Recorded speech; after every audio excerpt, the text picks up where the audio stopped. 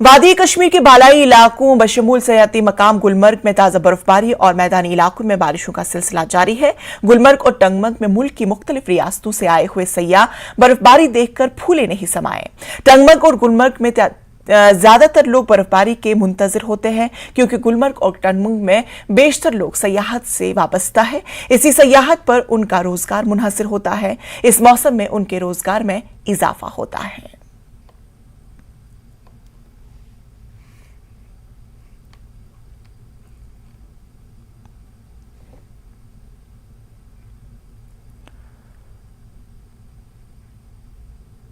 जम्मू कश्मीर में रवां साल रिकॉर्ड सयाहों की आमद मुतवक्का है। जम्मू कश्मीर के लेफ्टिनेंट गवर्नर मनोज सिन्हा ने यह उम्मीद जाहिर की। ख्याल है कि पिछले साल 1.88 करोड़ सयाहों ने जम्मू कश्मीर का रुख किया था। लेफ्टिनेंट गवर्नर मनोज सिन्हा ने उम्मीद जताई कि इस साल 2 करोड़ सयाह यहां आएंगे।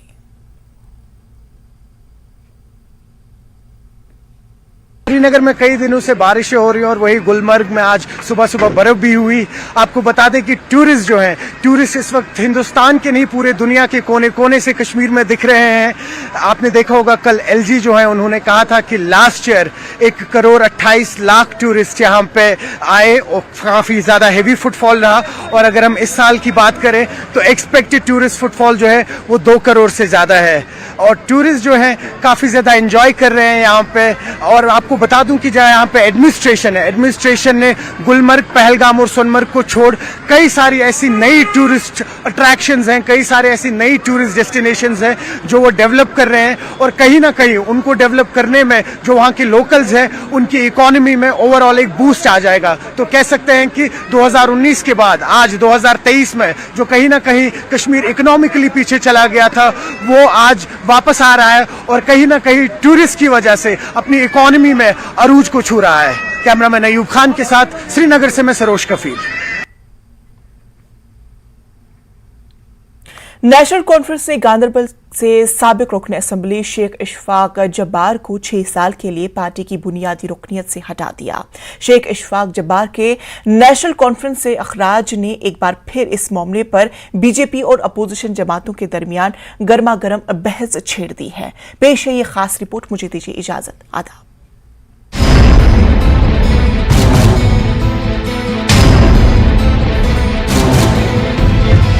नेशनल कॉन्फ्रेंस के लिए गांधरबल को उसका गढ़ समझा जाता है, क्योंकि माजी में इस हलके से अब्दुल्ला खानदान की 3 नस्लें मुंतखब हुई थीं।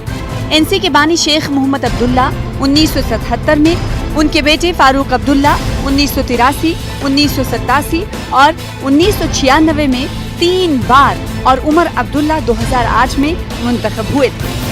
साबिक वजीर मरहूम शेख जब्बार के बेटे शेख अशफाक जब्बार गांधरबल से नेशनल कॉन्फ्रेंस के टिकट पर इलेक्शन में उतरे और 2014 की असेंबली इंतखाबात में कामयाबी हासिल की। इससे कबल अशफाक जब्बार ने कांग्रेस की टिकट पर 2 से ज्यादा बार इंतखाबात में हिस्सा लिया, लेकिन हमेशा नाकाम रहे। लेकिन अब एक बार फिर सूरत हाल बिल्कुल बदल गई, क्योंकि शेख अशफाक जब्बार का नेशनल कॉन्फ्रेंस से कोई ताल्लुक नहीं रहा। पार्टी ने अपने ऑफिशियल ट्विटर हैंडल से अशफाक जब्बार को पार्टी मुखालिफ सरगर्मियों में मुलव्विस होने पर 6 साल के लिए पार्टी रुकनियत से मुअत्तल करने का ऐलान किया है। अशफाक मायूस हैं और पार्टी क़यादत को उसका जिम्मेदार ठहरा रहे हैं। हम धोखा खाने वालों में से, धोखा देने वालों में से नहीं है। हमारी फितरत में नहीं है धोखा देना। हमने अल्लाह को हाजिर नाजिर जान के इस जमात के लिए हमेशा कुर्बानियां दी है। वही एक मोहब्बत थी इस जमात के साथ, इस झंडे के साथ, क्या ये एक पहचान थी है नहीं। तो जो हमें अपने बुजुर्गों ने विरासत में दिया था, हम इसको सुधार करना चाहते थे। जो गैर लोगों के हाथों में ये कमांड चली गई है, नासिर सोगामी आज डिक्टेशन लोगों को सुनाता है, जिसने हर कॉन्स्टिट्यूंसी में अपना एक ग्रुप खड़ा करके रखा है, जिन्होंने लीडरशिप को यरगमाल करके रखा है और जो हमेशा उनको गलत बयानी की। और हमने काफी बर्दाश्त किया इस जमात में रह के, और हमने हमेशा इनको वो बात कही कि जो जमात के लिए ठीक थी, लेकिन उनको शायद जमी नहीं।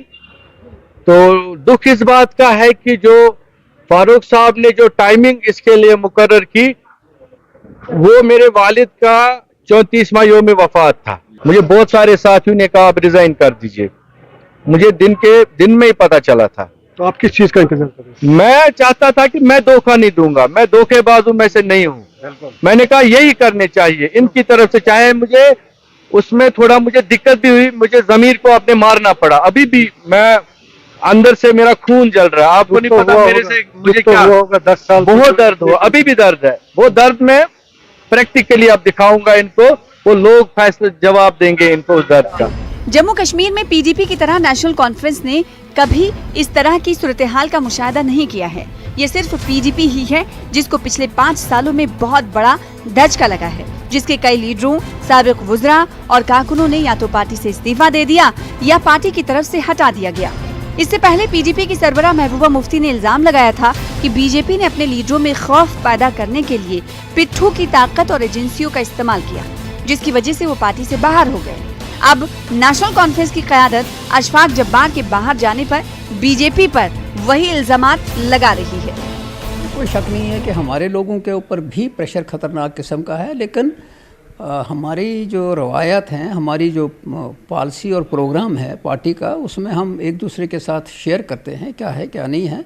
लेकिन हम समझते हैं कि कोई भी आदमी जो पार्टी की डिसिप्लिन से बाहर, पॉलिसी मैटर से बाहर जाएगा, वो फिर पार्टी में नहीं रहता है। बाकी रहा यह कि बीजेपी पूरी कोशिश कर रही है, जिस तरह पीडीपी को किया। ये जो अपनी पार्टी है, ये कौन लोग हैं, अपनी पार्टी के अंदर जो लोग हैं वो कौन?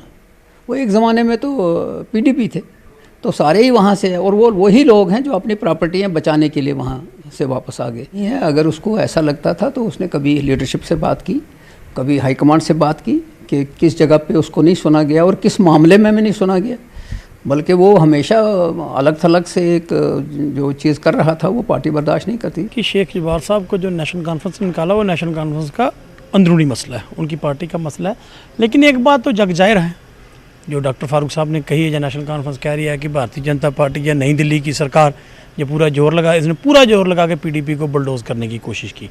हमारे लोगों को झूठे केसों में उलझाया गया, डराया गया, प्रेशर बनाया गया, और जिस तरीके से माहौल पूरे जम्मू कश्मीर में बनाया गया कि उनको डर खतरा था पीडीपी की, ये एक लोगों की, आवाम की बात करती है, लोगों की बात करते हैं, तो ये हमारे जबर जुल्म के ख़िलाफ़ बोलते हैं। तो उन्होंने पूरी कोशिश की हमारी पार्टी को तबाह करने की, इसमें कोई शक नहीं है।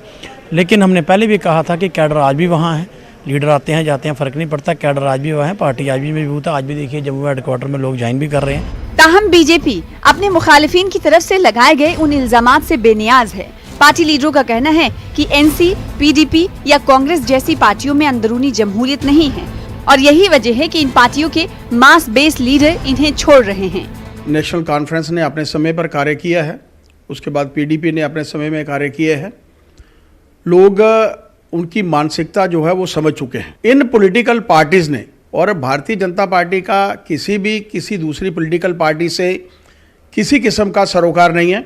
हम लोग किसी की लाइन को छोटा नहीं करते, हम लोग अपनी लाइन को जो है वो लंबा करते हैं। लेकिन जहाँ तक इन पॉलिटिकल पार्टियों का प्रश्न है, चाहे वो नेशनल कॉन्फ्रेंस है, चाहे वो पीडीपी है, इन लोगों ने कभी भी ना देश हित में काम किया है, ना समाज हित में काम किया है, ना ही अपने वर्कर्स के लिए काम किया है। ऐसे समय में उनके वर्कर्स उनको छोड़कर जाते हैं, तो ये उनका पार्टी का और ख़ासतौर पर उनकी अपनी सोच है जो उनके कार्यकर्ताओं की है। ज़बार के साथ और उस टीम में जब ज़बार भी एमएलए था, मैं भी एमएलए था, लेकिन मेरा मानना है कि उस पॉलिटिकल पार्टी ने, नेशनल कॉन्फ्रेंस ने कभी अपने कार्यकर्ताओं के हित के लिए कभी नहीं सोचा। तो ऐसे समय ये लोग जो हैं उस पार्टी से दूर हो रहे हैं, और आज मैं देखा कि उसको 6 वर्ष के लिए पार्टी से जो है वो निष्कासित किया है। ये लोग, ख़ासतौर पर ऐसे लोग जो भारतीय जनता पार्टी को के अहित में बात करना चाहते हैं, उनकी तरफ से ये एक झूठा प्रोपेगेंडा है। भारतीय जनता पार्टी का इन पॉलिटिकल पार्टियों से कुछ लेना देना नहीं है। साबिका एमएलए शेख अब्दुल जब्बार का नेशनल कॉन्फ्रेंस से निकल जाना नेशनल कॉन्फ्रेंस पार्टी के लिए कोई अच्छी खबर नहीं है। पार्टी का इल्ज़ाम है कि बीजेपी एजेंसीज़ का इस्तेमाल करके अब पीडीपी के बाद उनके मेंबरान, उनके लीडरान और उनके वर्कर्स को परेशान कर रही है, डरा रही है। बीजेपी इसका खंडन कर रही है और शेख अब्दुल जब्बार ने भी इस सारे इल्ज़ाम को मुस्तरद किया है। ऐसा भी कहा जा रहा है कि नेशनल कॉन्फ्रेंस के कुछ और लीडरान जो है आगे चल के पार्टी से निकल सकते हैं, मुस्तफ़ी हो सकते हैं, क्योंकि उनको शिकायत है कि पार्टी लीडरशिप उनको कॉन्फ्रेंस में नहीं ले रही है और जो फैसले हो रहे हैं बड़े या छोटे वो आम ग्राउंड पे जो काम करने वाले वर्कर्स हैं, लीडरान हैं, उनको एतमाद में लिए बगैर ही लिए जा रहे हैं। आगे की सियासत क्या करवट लेती है, नेशनल कॉन्फ्रेंस की सियासत क्या करवट लेती है और पार्टी आगे चल के जो ये डैमेज हुआ है उसको किस तरह से पूरा करती है या उसकी भरपाई करती है, ये तो आने वाला वक्त ही बताएगा। कैमरामैन आशु के साथ मैं समीर भट्ट, न्यूज़ 18 जम्मू।